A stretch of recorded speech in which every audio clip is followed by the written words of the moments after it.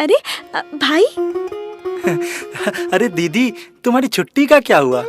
याद है ना, राखी में अब कितने दिन बचे हैं? हाँ भाई, वो तो याद है, लेकिन स्वतंत्रता दिवस को लेकर बॉर्डर की सुरक्षा बहुत बढ़ा दी गई है और इसमें छुट्टी मिलना तो ना के बराबर है। फिर भी देखती हूँ क्या होता है।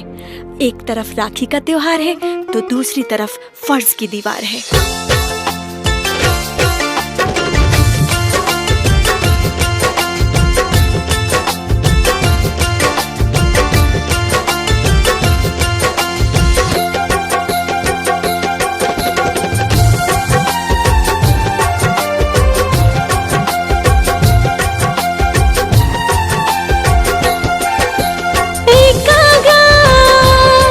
जा लेते जा, एक